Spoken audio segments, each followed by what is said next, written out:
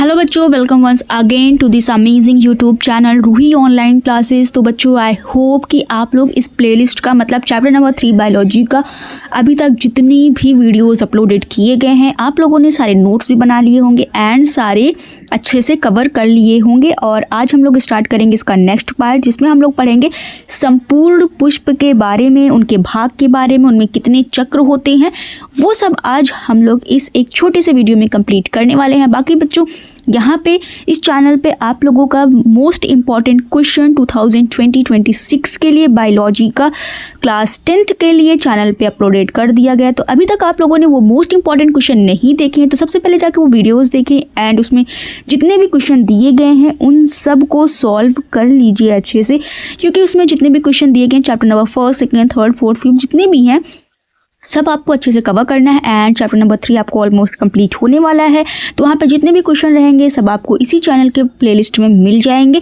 तो without wasting any second सबसे पहले जाके आप वो लेक्चर देखें एंड अगर आपका कोई भी वीडियो अभी तक छूटा है तो उसको टाइम निकाल के जल्दी से अपने इस सीरीज़ में जो भी आपको पढ़ाया गया है वो सब कवर कर लीजिए।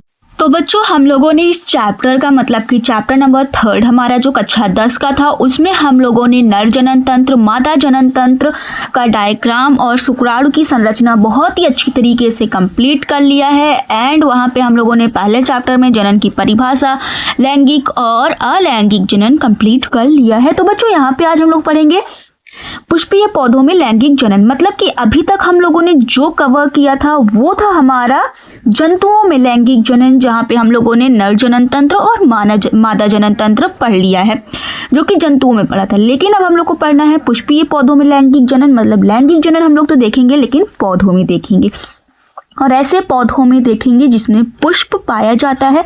तो बेसिकली यहाँ पे सबसे पहले अब हम लोग पुष्पीय पौधों के बारे में पढ़ेंगे। पुष्प पौधों के प्रजनन अंग होते हैं जिसमें नर और मादा भाग होते हैं। देखो बच्चों, आपको पता है स्टार्टिंग से ही कि लैंगिक जनन करने के लिए नर और मादा दोनों की जरूरत पड़ती है। एंड यहाँ पे अगर पौधों में हम लोग लैंगिक जनन की बात करेंगे तो यहाँ पे भी हमें नर भाग की और मादा भाग दोनों की आवश्यकता पड़ने वाली है। तो सबसे पहले बच्चों, यहाँ पे जो नर भाग होता है और मादा भाग होता है किसी पौधे में, वो पाया जाता है एक पुष्प में। कहाँ पाया जाएगा? पुष्प में। तो आई होप ये लाइन आप लोगों ने समझ लिया होगा कि अगर लैंगिक जनन पौधों में करवाना है तो हमें नर और मादा भाग की जरूरत पड़ेगी, और जो नर और मादा भाग होता है वो एक पौधे के पुष्प में पाया जाएगा। ओके, एंड यहाँ पे अब हम लोग देखेंगे कि किसी भी पौधे में या किसी भी पुष्प में जो नर भाग होता है, मादा भाग होता है, उसमें कौन कौन सी चीजें होती हैं। जैसे इसमें पुमंग और जायांग। जैसे पुमंग में हम लोग देखेंगे और जायांग में देखेंगे। पुमंग जो होता है पुतंतु, परागकोश और योजी से मिलकर बना होता है, जिसे हम लोग आगे और अच्छे से डिटेल में पढ़ेंगे। आगे हम लोग देखेंगे जायांग, जो कि होता है, इसमें पाया जाएगा वर्तिका, वर्तिकाग्र और अंडाशय। मतलब कि इसे हम लोग स्त्री केसर भी बोल सकते हैं। वर्तिका, वर्तिकाग्र और अंडाशय को हम लोग स्त्री केसर, मतलब कि पुष्प का जो मादा भाग होता है उसे हम लोग स्त्री केसर, और जो पुष्प का नर भाग होता है उसे हम लोग पुंकेसर बोल सकते हैं। आगे हम लोग देखेंगे कि एक पुष्प में कितने चक्र होते हैं, मतलब एक संपूर्ण पुष्प में कितने भाग होने चाहिए। ये तो हो गया पुमंग भाग को हम लोग नर बोलते हैं, जायांग मादा हो गया, स्त्री केसर और हम लोग पुंकेसर भी बोल सकते हैं, जो कि आगे हम लोग डिटेल में पढ़ने वाले हैं। तो बच्चे, यहाँ पे हम लोग इसका डायग्राम भी देखेंगे और with the help of level diagram, मतलब सचित्र वर्णन पूरा अच्छी तरीके से समझेंगे। तो बच्चों, अभी तक आप लोगों ने वीडियो को लाइक नहीं किया है तो सबसे पहले वीडियो को लाइक करके चैनल को सब्सक्राइब जरूर करिएगा। एंड ये वाला जो क्वेश्चन है आपके बोर्ड एग्जाम के पर्पज से बहुत ही ज़्यादा इंपॉर्टेंट है। तो बच्चों, आप नीचे लाइन में देख सकते हैं ऐसे पुष्प जिनमें चक्र 4 प्रकार के होते हैं पूर्ण पुष्प कहलाते हैं। अब चारों चक्र के बारे में हम लोग देखेंगे, जो कि सबसे पहला है बाह्य दल पुंज। ये जो है अभी आप लोग को जब डायग्राम में दिखाऊंगी तब आपको बहुत ही अच्छी तरीके से समझ में आएगा कि किसी पुष्प में बाह्य दल पुंज क्या हो सकता है। पुष्प का सबसे बाहरी चक्र बाह्य दल पुंज कहलाता है। यह प्रायः हरे रंग का होता है। इसके एक भाग को बाह्य दल कहते हैं। तो बच्चों, ये जो पार्ट होता है ग्रीन कलर का रहेगा, पुष्प का सबसे बाहरी भाग रहेगा। और अगर एक पत्ती रहेगी तो उसे हम लोग बाह्य दल बोलेंगे, लेकिन अगर वहाँ पे बहुत सारे हरे कलर की पत्तियां रहेंगी आपको दिखाई देंगी तब हम उसे बाह्य दल पुंज बोलेंगे। मतलब बाह्यदल पुंज जो होता है वो बाह्यदल के समूह को बोला जाता है। इसको याद रखना, अगर बाह्यदल ये वाला प्रश्न आपके उस बोर्ड एग्जाम में अगर मल्टीपल चॉइस क्वेश्चन बहुविकल्पी में आ जाए कि बाह्यदल पुंज किसका समूह है, बाह्यदल का या दल का, ऐसा कोई प्रश्न आ जाए तो आपको पता रहना चाहिए कि जो बाह्यदल पुंज होता है वो बाह्यदल का समूह होता है। बहुत सारे बाह्यदल मिलके बाह्यदल पुंज बनाते हैं और ये प्रायः हरे रंग का होता है। हरे रंग का होता है तो ये प्रकाश संश्लेषण भी कर सकता है। ओके, तो ये चीज़ें आप अपने माइंड में रखे रहना। और ये पुष्प का सबसे पहला और बाहरी चक्र होता है। नेक्स्ट हम स्टार्ट करते हैं हमारा दलपुंज। यह पुष्प का दूसरा चक्र होता है। पहला हमारा है बाह्य दलपुंज और दूसरा हमारा है दलपुंज। दूसरा चक्र जो होता है उसे हम लोग दलपुंज बोलते हैं। एंड ये हमारा सेकंड पॉइंट है। यह प्रायः रंगीन व श्वेत होते हैं। मतलब कि यहाँ पे जो बात की जा रही है दलपुंज की, हम बोल सकते हैं जो पेटल्स होते हैं ना, एक फ्लावर है, फ्लावर मतलब पुष्प जो होता है, फूल जो होता है, अगर आप किसी भी पौधे का पुष्प लेंगे तो उनमें जो रंग बिरंगी पंखुड़ियाँ होती हैं, जैसे आप गुलाब की पंखुड़ियाँ रेड होती हैं, गुड़हल का हम लोग यहाँ पे देखेंगे तो गुड़हल की जो होती हैं पिंक होते हैं, गुलाबी होते हैं, तो वो जो एक पुष्प की पंखुड़ियाँ होती हैं उन्हीं को हम लोग दलपुंज बोलते हैं, जो कि प्रायः रंगीन होते हैं। और बहुत सारे पुष्प जो होते हैं उनकी जो पंखुड़ियाँ होती हैं वो श्वेत कलर मतलब सफ़ेद कलर की होती हैं। इतना आई होप आप लोगों को समझ में आ गया होगा। अब यहाँ पे हम लोग थर्ड पॉइंट इसका देखते हैं। इसके एक भाग को दल कहते हैं। जैसे अभी आप लोगों ने यहाँ पे बाह्य दलपुंज देखा था कि बाह्य दलपुंज के एक भाग को बाह्य दल कहते हैं, वैसे ही दलपुंज के एक भाग को हम लोग यहाँ पे दल कहते हैं। इट मीन्स यहाँ पे आपको बताया जा रहा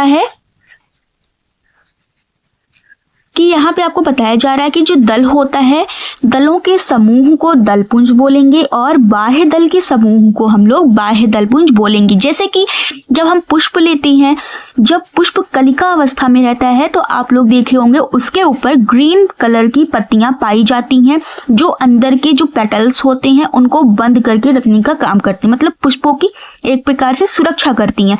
तो वो जो हरी कलर की पत्तियां होती हैं उसे हम लोग बाह्य दल बोलेंगे। और कलिका अवस्था जब खत्म होता है और जब पुष्प खिलता है तो उसमें से जो भी पंखुड़ियां निकलती हैं उसे हम लोग दलपुंज बोलते हैं।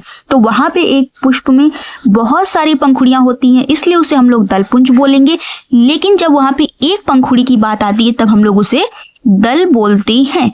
सबसे पहले हम लोगों ने यहाँ पे बाह्य दल के कार्य मैंने आपको बता दिया कि अगर ये हरे रंग के हैं तो ये पौधे में प्रकाश संश्लेषण का कार्य करते हैं और कलिका अवस्था में पुष्पों को सुरक्षा प्रदान करते हैं। ये तो हो गया बाह्य दलपुंज का काम। इसको अगर आप अपने कॉपी में नोट करना चाहेंगे इनके कार्य को तो आप नोट कर लीजिएगा। एंड यहाँ पे अब हम लोग देखेंगे दलपुंज के कार्य को।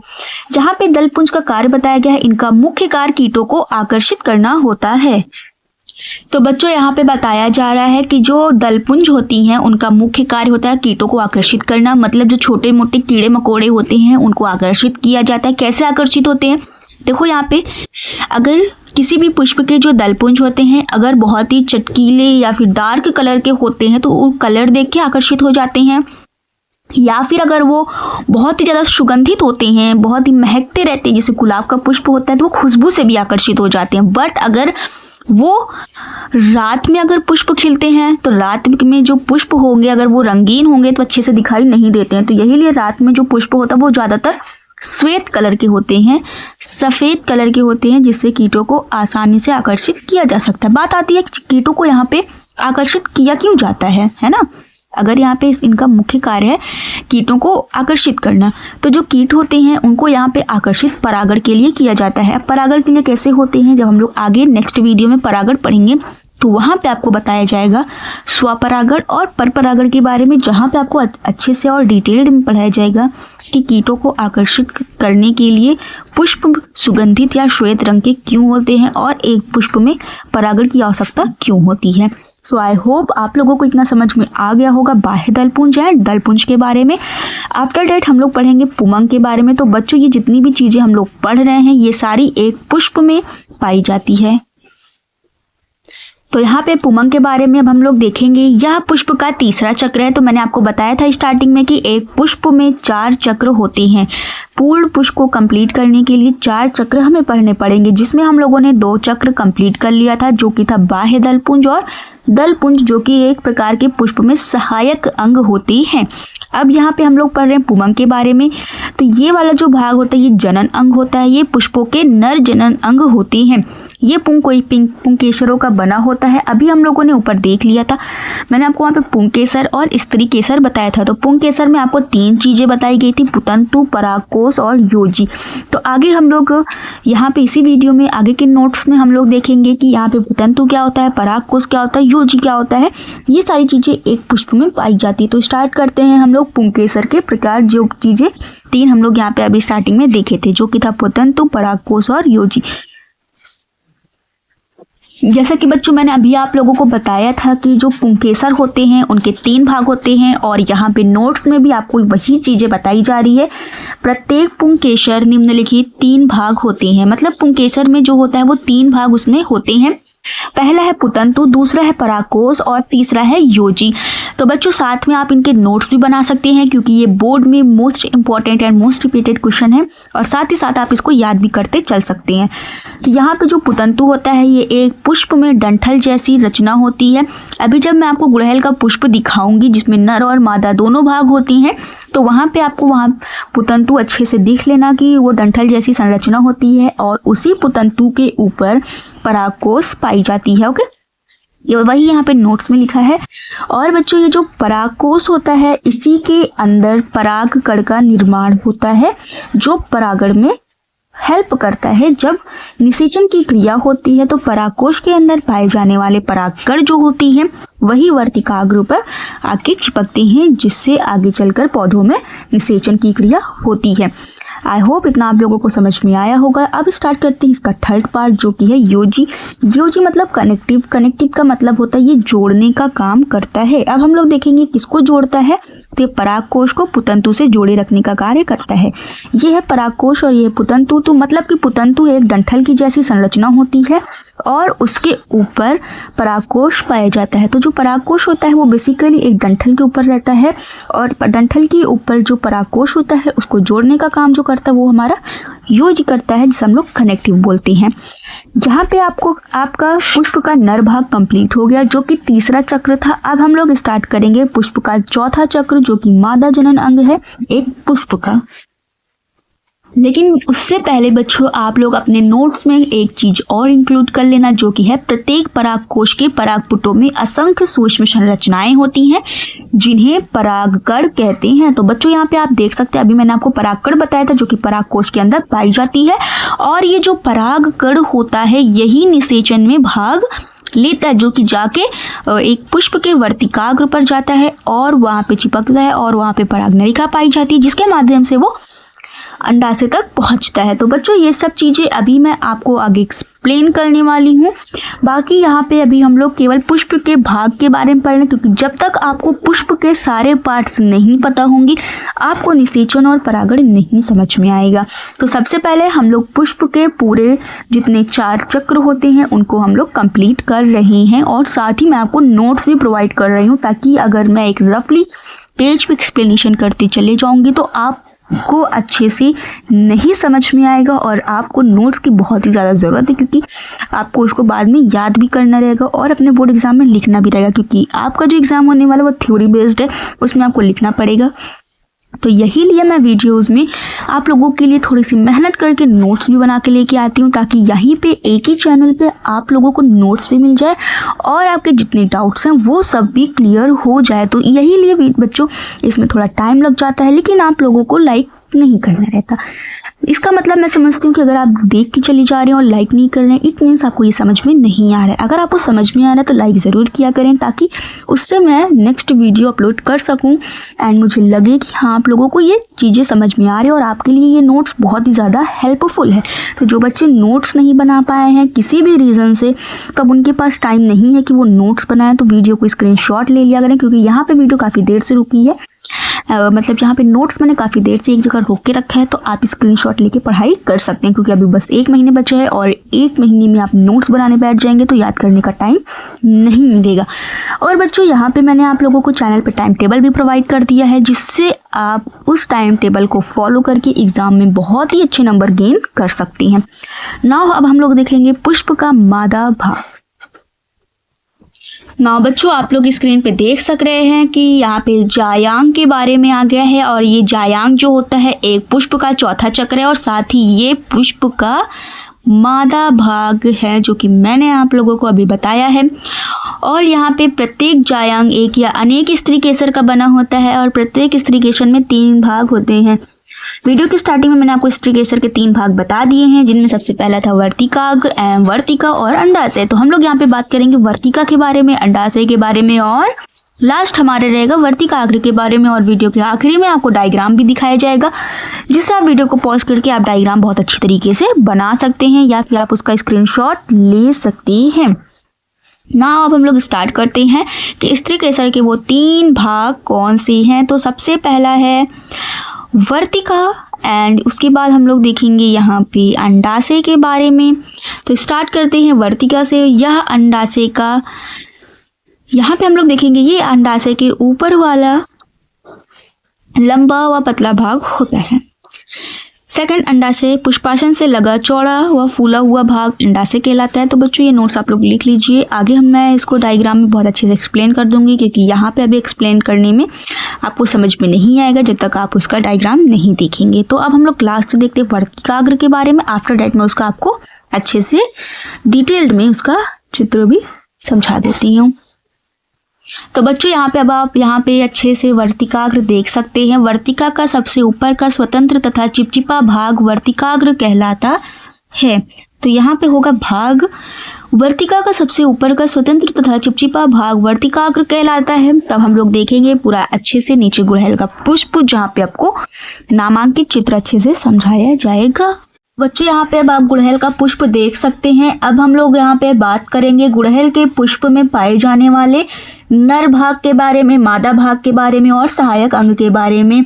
तो सबसे पहले स्टार्ट करते हैं बाह्य दल से, क्योंकि हम लोगों ने अपना थ्योरी भी बाह्य दल से ही शुरू किया था। अब यहाँ पे आप लोग सामने देख सकते हैं ये जो बाह्य दल होता है ये प्रायः हरे रंग का होता है। तो हरे रंग के होने के कारण ये प्रकाश संश्लेषण की क्रिया आसानी से कर सकता है।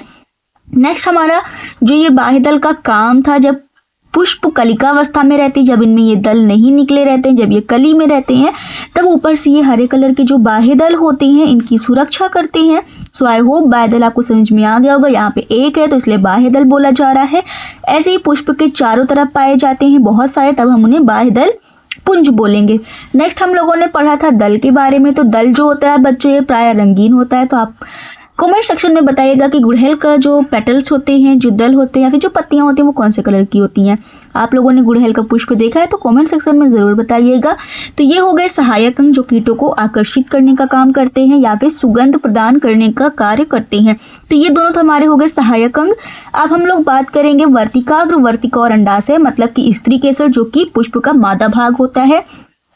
यहाँ पे है वर्तिकाग्र, वर्तिका और अंडाशय, लेकिन उससे पहले हम लोग पढ़ेंगे परागकर्मी। परागकण कहाँ से बनता है, मतलब पुष्प का नर भाग। यहाँ पे आप देख सकते हो पुतंतु और परागकोश। अब आप देख सकते हो जहाँ पे आप लोगों ने थ्योरी में पढ़ा था कि जो परागकोश होता है वो एक पुतंतु से, मतलब वो डंठल जैसी संरचना होती है जिससे वो परागकोश जुड़ा होता है। ओके, तो फ्रेंड्स यहाँ पे ये परागकोश है और ये पुतंतु है। ये डंठल जैसी संरचना आप देख सकते हो और इसी के ऊपर लगा होता है परागकोश, जिसके अंदर बहुत सारे छोटे छोटे परागकण का निर्माण होता है।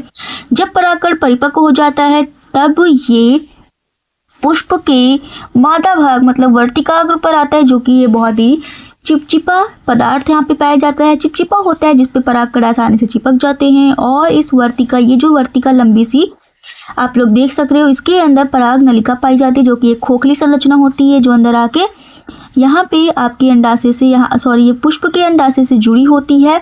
एंड यहाँ पे जो परागकण वर्तिकाग्र पर आके चिपकता है वो पराग नलिका के माध्यम से आ जाता है अंडाशय में, जहाँ पे उसको मिलता है बीजांड और यहीं पे उसका निषेचन हो जाता है। और निषेचन के फलस्वरूप जो बीजांड होता है वो बीज में परिवर्तित हो जाता है और अंडाशय फल में परिवर्तित कर लेता है, परिवर्तित हो जाता है। तो ये था पुष्प का नर भाग और मादा भाग। और ये जो पुष्प होता है पूरा स्थित होता है पुष्पासन में, और ये जो पुष्पवृंत होता है जहाँ पे आपके स्टेम से तने से जुड़ा होता है उसे हम लोग पुष्पवृंत बोलते हैं, सबसे निचला भाग जो होता है। सो आई होप आप लोगों को ये पुष्प का डायग्राम एंड पुष्प की पूरी थ्योरी अच्छे से समझ में आ गई होगी। बाकी इसमें जो निषेचन मैंने अभी आपको पढ़ाया स्वपरागण परपरागण, उसको मैं आपको नेक्स्ट वीडियो में पढ़ाऊंगी अगर आपके सिलेबस में हुआ तो।